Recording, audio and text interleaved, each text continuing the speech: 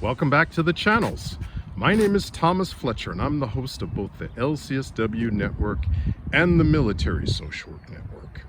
If you're new to both of my channels, please do me a favor by smashing that like button, by subscribing to the channels, and by sharing this video with your social work colleagues and friends. The purpose of both of these channels is to create a community of hope and support where social workers and other licensed mental health professionals can come for relevant news, information, and inspiration. Well, welcome back to another episode of Ask a Military Social Worker. So, if you are new to my channels, I am a military social worker with over 22 years of experience as a civilian social worker in the Department of Veterans Affairs and over 14 years of experience as a uniformed military social worker in the reserve component of the U.S. Army.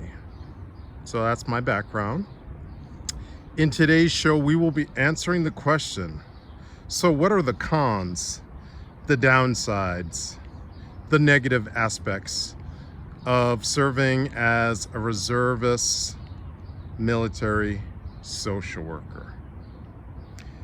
And before I go any further, just my regular disclaimer: this video is not being sponsored, endorsed, or promoted by any military or governmental agencies, and the views and opinions stated in this video are mine alone.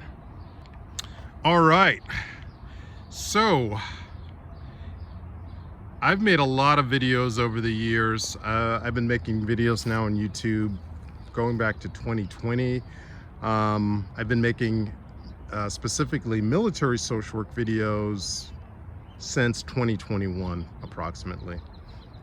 And I've covered a lot of benefits over the years of serving as a military social worker, both in the Department of Veterans Affairs and in the reserve component of the U.S. Army. But I really have not made any videos about the downsides, the cons of serving as a military social worker. So this video will cover, it may not be an exhaustive video, but we can think of this as part one. So I think the number one downside of serving as a reservist in general and as a military social worker specifically is the risk of death. Yeah. I recently was activated, and that we're going to talk about that as another downside, but I was recently activated to support a unit, a reservist unit, coming back from deployment in the Middle East, and they suffered fatalities. I think there's a misconception that most of the combat that you see on the news or that you hear about is 100% active duty service members, and that's far from the truth. While active duty plays an important role in our combat operation overseas, as a military social worker who has deployed to the Middle East, I can tell you firsthand that National Guard service members and U.S. Army reservists play a very critical and important role in our overseas operations, combat operations, especially in the Middle East. And that being said, reservists, National Guard, Army National Guard, as well as Air Force Reserve, Air National Guard, Navy reservists,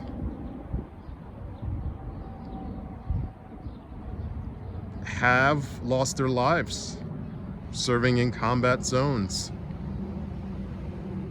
So that's the number one downside. It doesn't get any, I mean, it doesn't get any worse than dying for your country, you know?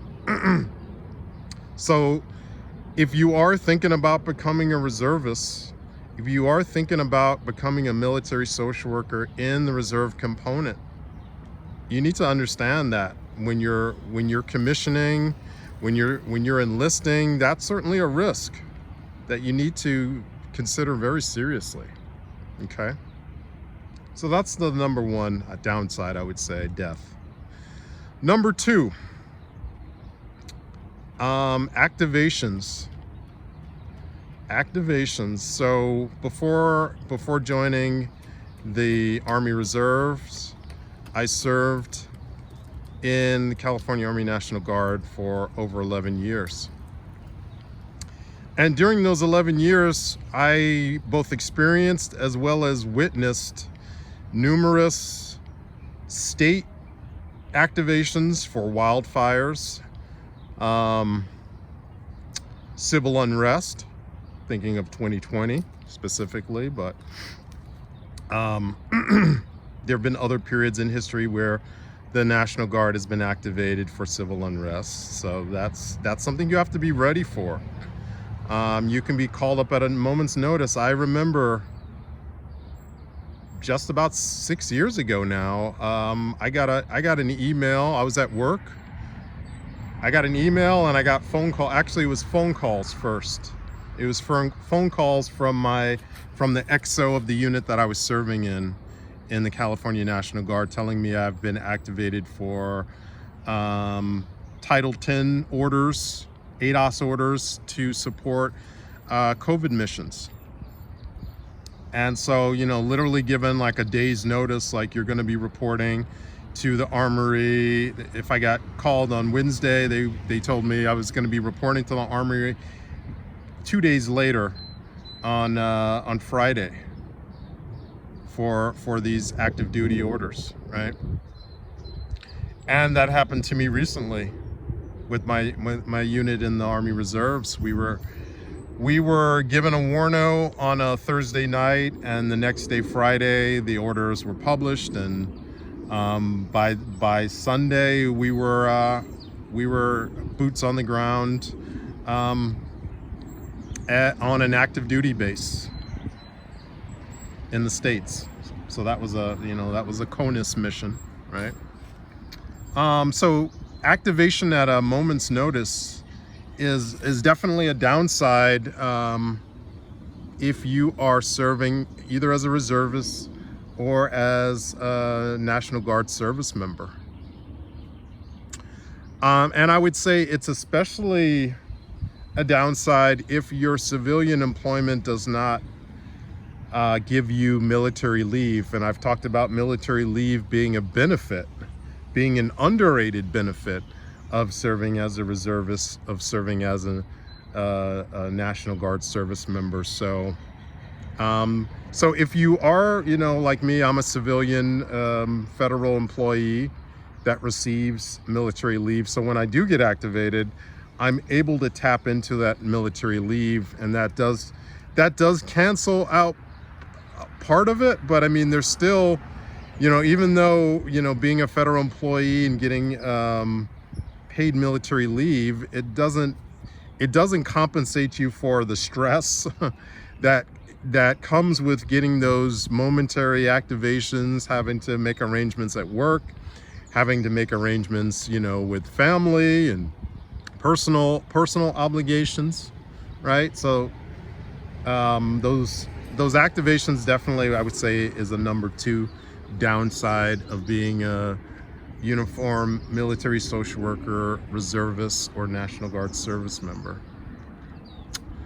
Number three, pay issues. If you are a reservist, if you are a National Guard service members, you will experience pay issues at some point in your career. I went a long time in the Guard not really experiencing them, and then I transferred over to the Reserves, my unit deployed, and boom, I was experiencing pay issues. And it had to do with you know, the main body deploying, and there, you know, I was in rear detachment while the main body had deployed. And, you know, long story short, I was not placed in the proper UIC, unit identification code. And so that meant that I had to fill out, I think, 1380s at the end of every drill weekend so that I would get paid. So that's definitely, you know, pay issues do come up, and I did witness in the Guard, as well as other people in the Army Reserves, experiencing pay issues as well. So I would say that's number 3, downside, pay issues. Number 4, having to navigate a myriad, a plethora, a flock, whatever the description word you want to use for the innumerable number of websites that you have to navigate as a reservist. There's so many, and they don't communicate with each other. So you'll have DoD level websites, you'll have USARMY level websites, you'll have US Army Reserve websites. I mean, websites for pay, websites for travel, websites for trainings, and it's very easy to get frustrated with all of them, and I certainly have in my 14 plus years serving as a reservist and as a National Guard, Army National Guard service member, and this includes having to be able to access your Army email accounts. And again, over the 14 years that I've been in, there have been many changes to how we access email. Right now we have something called AVD, Army Virtual Desktop, which is a type of VPN which allows us to access our emails from home and not have to do it from an armory or from an active duty base. So I'm at a good place with that right now until they change it up, and then I have to learn a new system. But over the years I have struggled with this AVD system, and I know that many soldiers also struggle with it. Another thing is you have to log into these systems every 30 days, or your accounts get deactivated. So that's really part of this downside of dealing with all of these different military websites that you have to log into as a reservist, as a National Guard service member. If you're active duty, it's part of your everyday job, especially if you are in a combat support role. If you're in a combat role, you may not be dealing with these websites on a daily basis. But certainly if you are in a combat support MOS, and you're active duty, you're probably going to be logging into these websites more frequently than the reservist or the National Guard service member.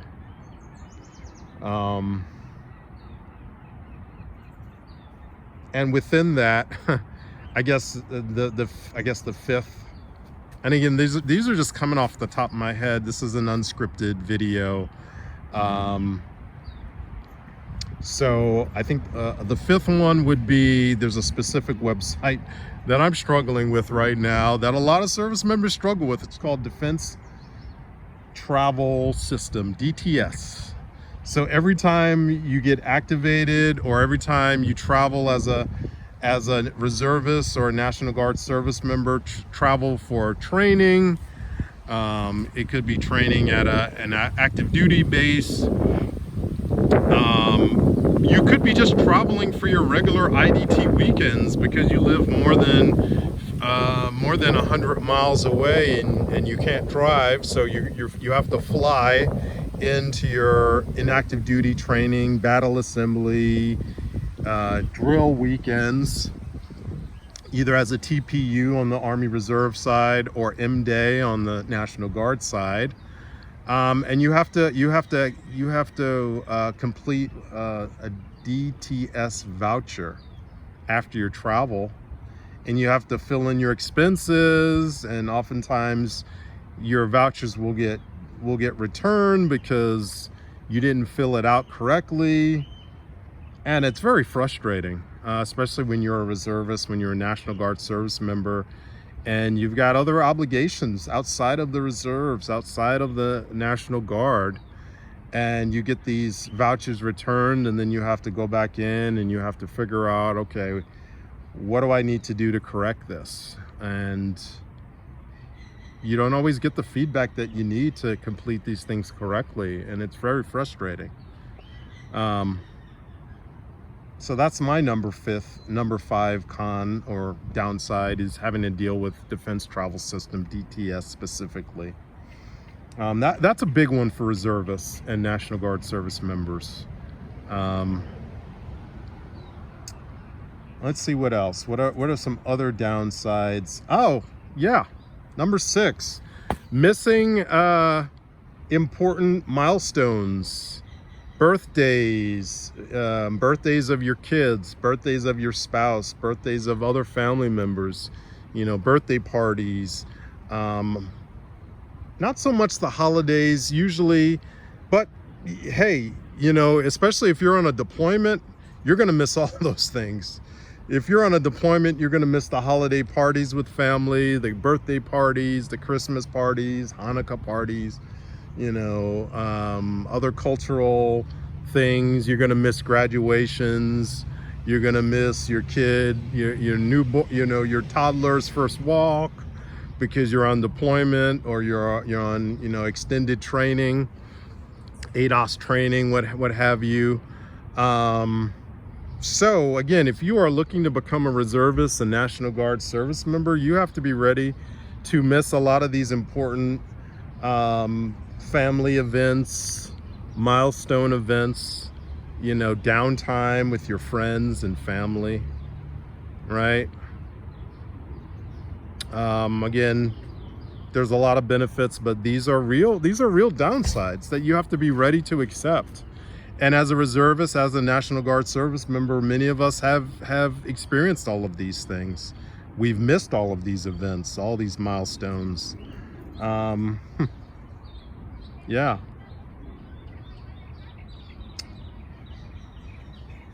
Let's see. I know another downside, which there is some protections for, but you could lose your job. You could lose your civilian job, even though that's illegal. There's a law called USARMY, but it doesn't. I've heard over the years reservists and National Guard service members losing their jobs while they were on a deployment, while they were maybe on annual training or ADOS orders. Again, it's illegal, so you do have legal rights if you do experience those, but it happens. Reservists and National Guard service members have lost their civilian employments while they're on active duty orders, right? And it does happen more in the private sector than in the government. If you have a civilian job in a federal agency, in a state agency, in a county agency, city agency, it's less likely to happen, right? It's less likely to happen than in the private sector.